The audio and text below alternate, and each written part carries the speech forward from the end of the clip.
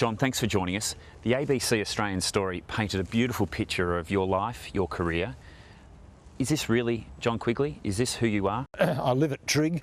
I overlook the surf at Trig, and I feel as though I'm just diving under one big breaker, and when I surface for the air, the next one goes splosh right on my bald dome. So I think they see it as more ordered than the chaos that I feel as though I sometimes live in.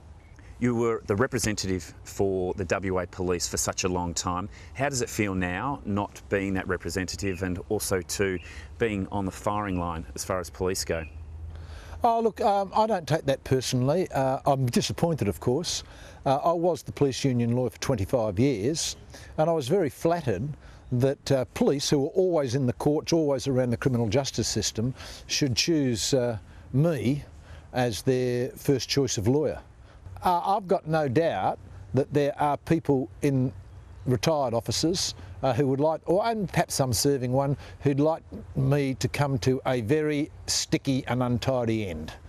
But I mean, we're talking about people who were, next in line to be the Commissioner of Police, Dave Caporn, who was driven from the force by my revelations, driven from the force in disgrace, the Assistant Commissioner of Crime, that's as high as you get in the police force nearly, driven from the police force in disgrace.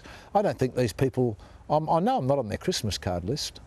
I think I enjoy a good reputation with 98% of the police, because the police know that Quigley will always go the extra yard to represent and to defend the honour of honest Western Australian police. John, do you even consider that the fact that you're the only one that could be possibly facing disciplinary action when it comes to the Andrew Mallard case? If I was to do it again, I would do it in the blink of an eye. Look what the situation I was in. I had been given the name of a corrupt undercover officer who had led Mallard on a merry dance prior to his police interview, had obtained a great stack of cannabis for him and a bong, and bonged Mallard out of his brain, had dressed him like a weirdo, having taken him to an army surplus store and given him a mohawk haircut, had made him look like an imbecile, and when he got him fully doped up, then delivered him to the police for interview. Now, this officer would not come forward and tell the Royal Commission the truth. My sin, Nick, was this: to ring him up and say, "Hey, Gary, the game's up. I know who you are. I know what you've done.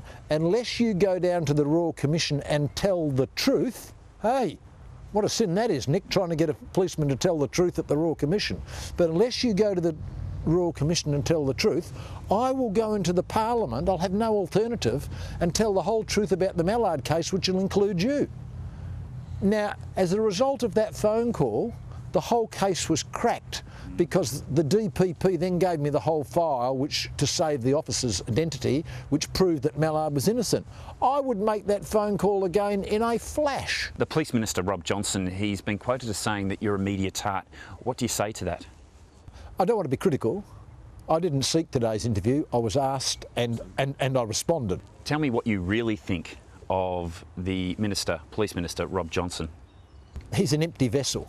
He's a tragedy for Western Australia, and the sooner he goes the better. I mean, so the Police Minister's role is to superintend the police force, yet he tried to cover up the whole of the Taser incident with Spratt, and has never said a word about the tragedy and the injustice in the Mallard case. He's just an elderly, grey-headed, portly, empty vessel, and he is irrelevant. Politically, have you got any leadership aspirations there with your party?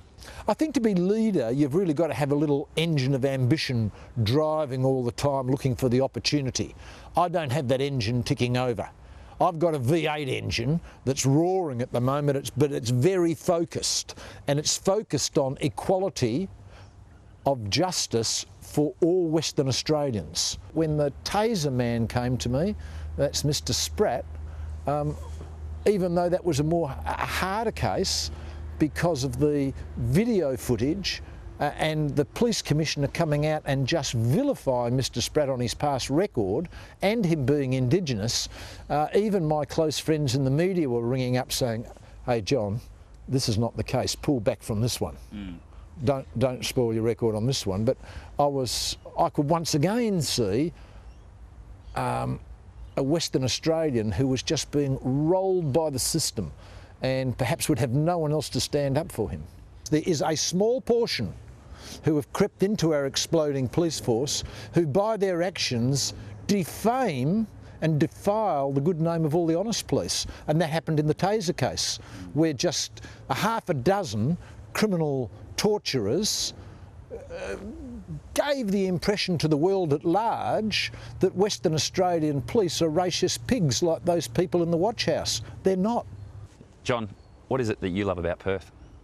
Oh, I love its openness, I love its family life, I love its beaches, obviously I live by the beach, and I just love the friendliness of the people. So I've travelled the world, I've travelled Australia, but I kiss the beach when I get home.